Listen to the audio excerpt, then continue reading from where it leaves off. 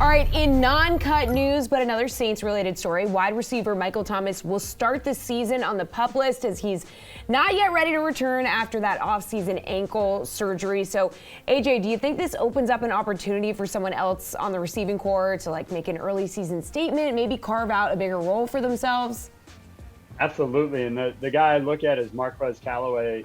He saw a significant uptick in snaps last year during the final 2 games of the season when Thomas was out.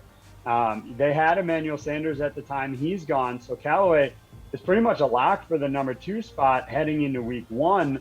And then we also have to consider the fact that Tre'Quan Smith wasn't at practice yesterday.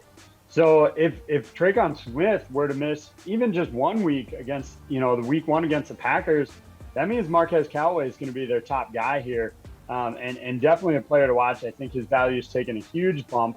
And then obviously, Thomas will come back, probably not week 7, week 8, maybe, depending on how quickly he can ramp up. And, that'll take a hit on Callaway's fantasy value. But by that point, he really capitalized on it. He has a chance to lock himself in as the number 3. Or perhaps if Smith does miss any time, Callaway becomes the number 2. All right, Geoff, what do we think?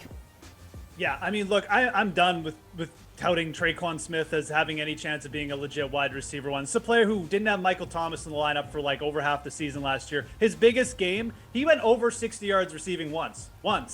So the Tre'Quan Smith train is left for me. I think Marquez Callaway is going to actually be the wide receiver one there. And it's not like I'm super high on Callaway just from a physical perspective. He's basically Mr. Average in terms of a wide receiver, 4.55, 6'2", 205 pounds. You look at what an average wide receiver coming out of the draft is, that's pretty much it. But the Saints like him, and the biggest thing is the depth chart.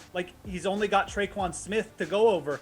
I think you're going to see a lot of targets with Marquez Callaway. And even if he is Mr. Average, even if I'm right about that, he's looked pretty good in spots as well. So I think you're going to see Jameis Winston throwing the ball a lot to Marquez Callaway. Is it going to work out every game? Probably not, because it's going to see some pretty good coverage. But in the volume when they're down, I think Marquez Callaway could be a guy who would just sit back at the end of the year and be like, this guy got 120, 140 targets. Because who else are they going to throw the ball to there? They even got Adam Troutman banged up. So yeah, to me, the big winner there is Callaway, and I don't even know if it's worth talking about anyone else there.